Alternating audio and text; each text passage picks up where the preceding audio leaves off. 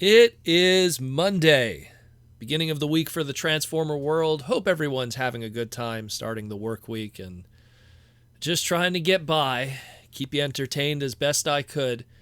This Thursday is going to be the answer to the Hall of Fame voting. So we're going to find out who won both the animated character vote and, of course, the Toy of the Year for the Hasbro vote. It's not the Transformer Slag podcast Toy of the Year. You'll see that in the end of December, but we'll definitely keep you guys up to date on when that happens this Thursday. But today, for Monday, what we're going to do is we're going to have yet again another good discussion and have a Transformer Slag podcast Patreon listener question. Once again, if you want to be part of the Transformer Slag podcast Patreon and help support the podcast so as know we're doing a half-decent job here in the Transformer world, patreon.com/Protoman, or check the pinned comment or the description below to find that link to come join us. What does it get you? It gets your name in the end credit scroll, the end of every segment moving forward. It gets you access to our exclusive Discord, where we share sales, share deals, share lore, have great discussions, break the news. I just did a huge post of a whole bunch of deals that were happening all over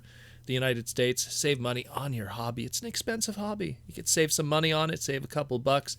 Goes the long way. And depending on what tier you are, you might get a little something in the mail. You might get a little prize, might get a little present. Just the last stream, all my patrons and my YouTube channel members were able to be part of a little giveaway that we did. We gave away a Generation Selects Transmutate to one lucky fan.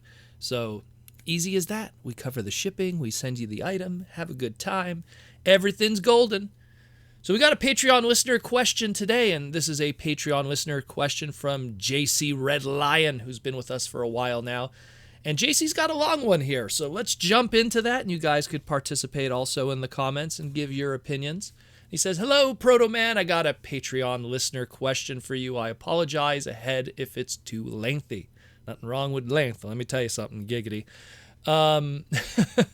You mentioned countless times before that companies like Hasbro generally like to run ideas into the ground until nobody buys. Then they try something new. With the recent fail with the Hasbro Rancor figure from Star Wars, the G.I. Joe movie, and the distribution issues that have been reported, Hasbro seems like they're taking a step back, like you said, and reevaluating the whole situation. However, it seems all they're doing is changing something drastically and logically. But what does that have to do with the creative aspects of the brand? The fail of G2 gave us Beast Wars, we got animated, and then there was the live action movies. These are all brand new welcome ideas. A part of me actually wants to see Transformers Rise of the Beast fail so we could see some fresh ideas. Keep up the great work, and can't wait to see you on the next live stream.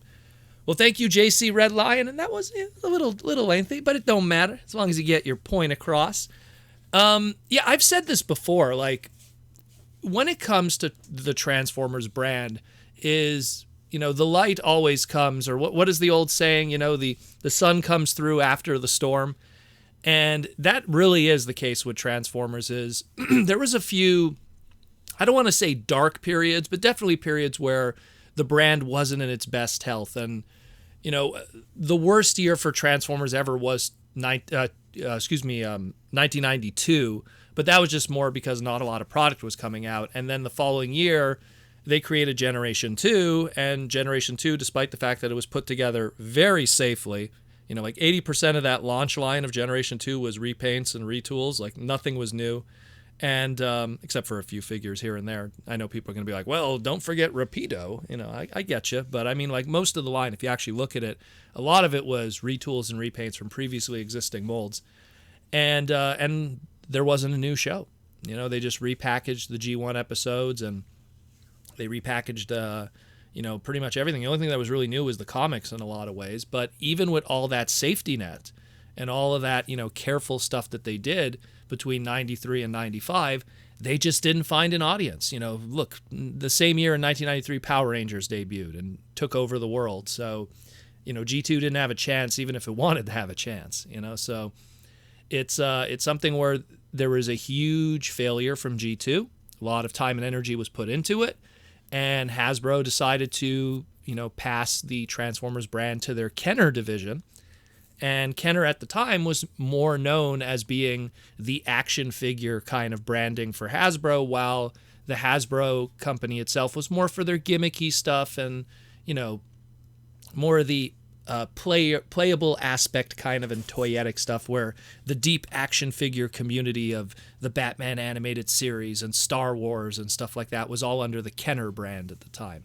So they put Transformers with that more action figure-y kind of crew. And what came of it? In 1995, the beauty that is Beast Wars. So we got something because there was a huge failure in Transformers.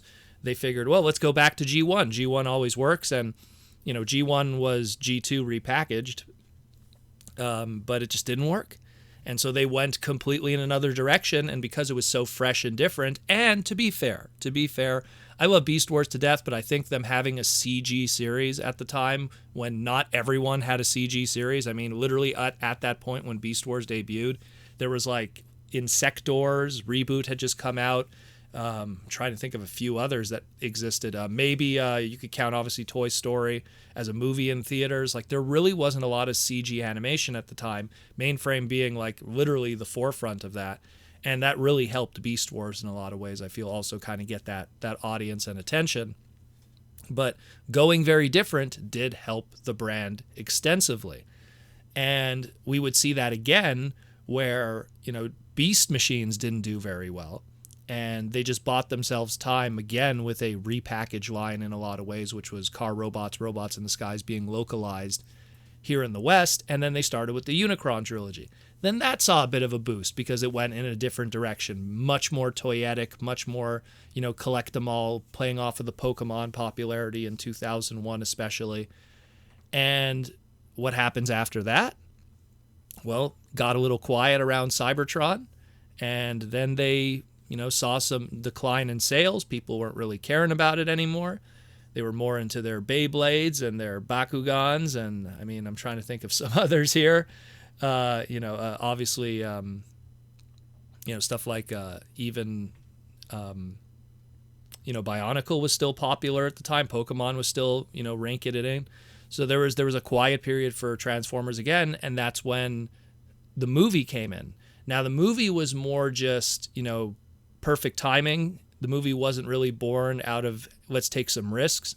It was more just the long plan of Brian Goldner making all the different Hasbro brands into big names, and Transformers being one of those for the movie world, and Brian being part of the Paramount executive board and board of directors and stuff like that, getting the Transformer brand and later on all the other Hasbro brands put in there as best they could. So it's something where creativity does exist when Transformers have bad times, and I do agree with you. I think that if I don't want Rise of the Beast to fail, because I sometimes worry about what could be the repercussions of that on a mainstream level. But I will say this, that Rise of the Beast, if it did fail, will lead to Hasbro having to do something drastically different. Now, will that drastically different be good or bad for the brand? We don't know. What Hasbro will do is they're going to go and say, well, what has succeeded?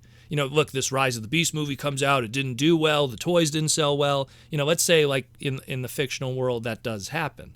Then they're going to obviously look at what did do well with the brand, because there is, monetary success.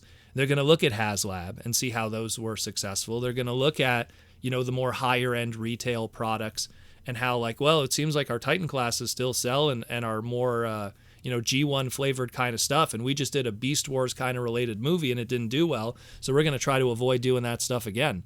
So if anything, if you're someone who doesn't like Generation 1, and really expensive, more adult-oriented products, you better hope that Rise of the Beast movie does well, because then they're going to have to double down on that stuff. If Rise of the Beast does do well, it could also lead to Hasbro reevaluating just doing only Generation 1. I think right now, with the guys that they have behind the scenes, specifically guys like Mark Mayer and Evan, they like a little bit of diversity. They like a little bit of mixing it up. When you look at the John Warden era, it was a lot of Generation 1. A lot of it. It really didn't start to become Beast Wars until the tail end, which was of John Warden's run, which was Kingdom. And even then, Kingdom in its prototype stages was originally kind of a G1 versus G1 movie kind of story. Like there was a whole bunch of early developments of what even Kingdom was supposed to be at the time before it became a G1 versus Beast Wars kind of line in a lot of ways.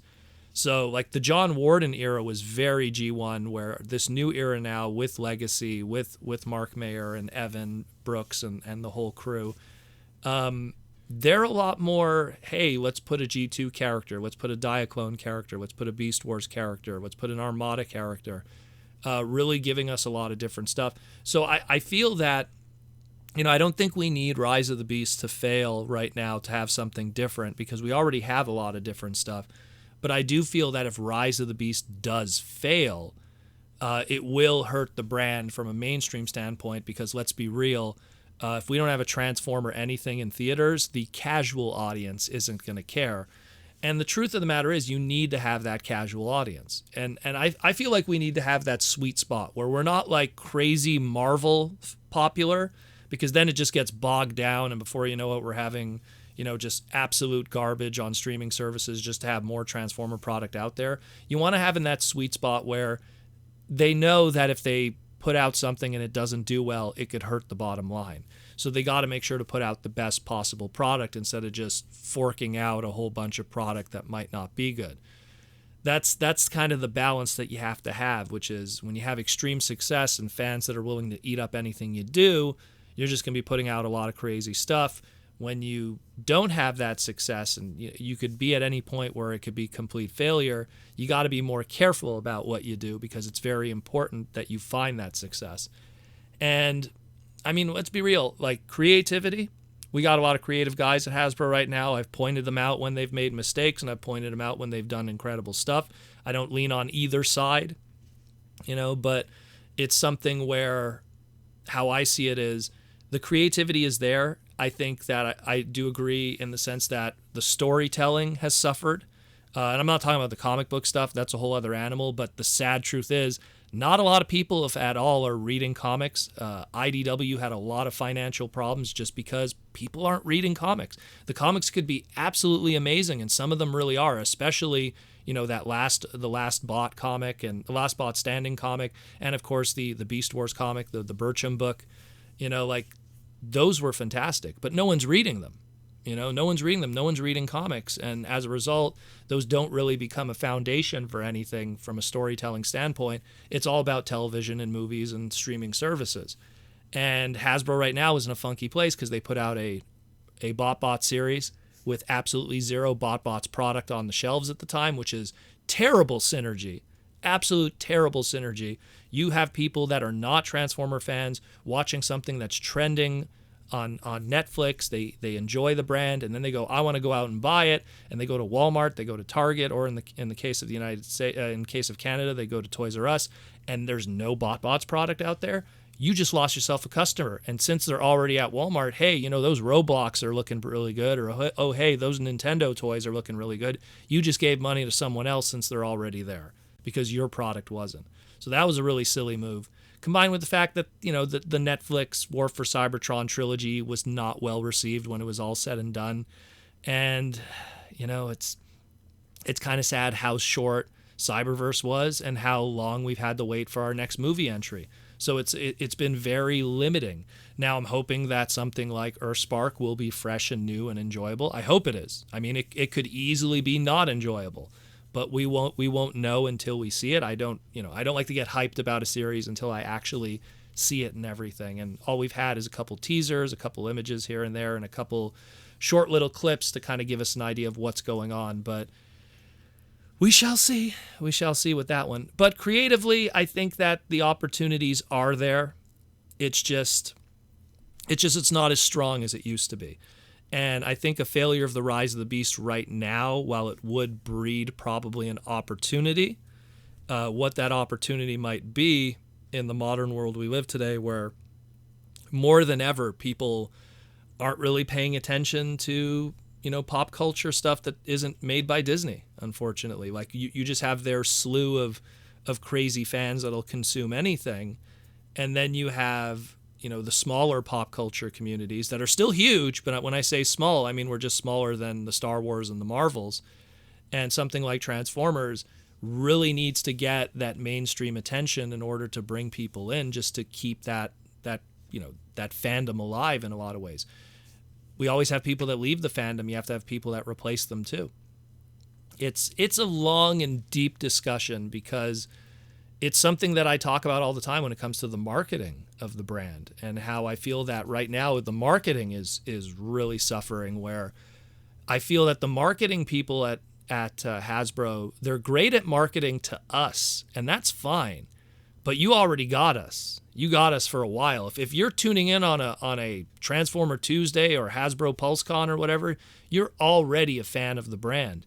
You got to go outside of that. You got to go outside of the guy that's already sitting in front of their computer or their iPad or their iPhone or whatever, already tuned in on that live stream. You got to get those guys that are not fans of the brand or were fans of the brand 20 years ago and bring them back, get them hooked on that stuff. And stuff like the BotBot situation, which could have bred new fans, could have been young kids, 5, 6, 7, that could have watched that show on Netflix and went, you know what? I want to go out and buy a Burgertron. I want to go out and buy a Clogstopper. I want to go out and buy this figure or that figure. And when they went there, they saw nothing with their parents. And then as a result, they're, I'm going to pick up these Roblox. And now they're on their iPhone, and you lost them. You lost them. You had an opportunity, and you lost them. Or they pick up that Minecraft figure, or they pick up some new Hot Wheels, whatever it is, that you lost them. And that's brutal, because you had an opportunity there. And that's marketing, that's timing, that's all kinds of stuff, that it's better to wait. There's an old saying in the video game world, is a late product will always be good if it was done good. But if something is rushed and it's not ready, it's bad forever. And that's the thing. I felt like, despite the fact that BotBots was a line that's been around for like 3 years, it had no media to go with it. And that was a big mistake. And then when they finally rushed out some media, there was no product to go with it. You need to have that synergy. So hopefully they'll have better choices, both marketing and with the creative in the future. But our next stop on this journey is Transformers Earthspark.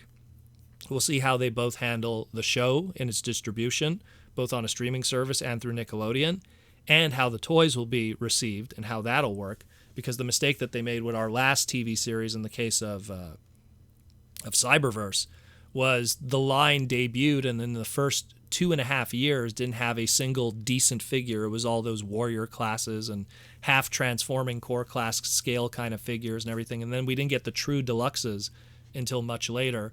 So that kind of hurt that line, because there just wasn't good figures for people want to engage with, and older collectors just didn't have any good toys to buy. There's a balance that has to be maintained here. And the reality is the older fans are the ones that are really keeping the lights on in a lot of ways for the more, I guess, pricier lines. And the more pricier lines bring Hasbro more money. But you need to cater to a younger demo also. You need to get those new fans. It's a long discussion. I feel like I've gone off the rails and had a lengthy talk too. Also, JC Lion, Red Lion, excuse me. But it's something where we'll see what happens. But I don't want Rise of the Beast to fail, because I think that the extreme that could happen from that will just hurt a bigger thing that we need for the brand right now, and that's the non-Transformer fans coming in and joining us and then becoming fans. And not having that platform, which is those Paramount movies or any live-action movies, hurts it significantly, absolutely significantly. Maybe Rise of the Beast doing well, and then them, just doing something more creatively. Again, we haven't even seen the movie yet, so it's hard to judge it. But we'll see what happens. And again, thank you, JC Red Lion, for the question. A lot of good stuff here. A lot of good discussion. I can't wait to see the comments on this. It's going to be a loaded one. But again, if you want to be like JC Red Lion and be a patron, join the podcast Patreon and hang out in the Discord, or you just want to support the podcast, again, patreon.com/Protoman. And I hope you guys learned a little something today, and we will talk again real soon tomorrow.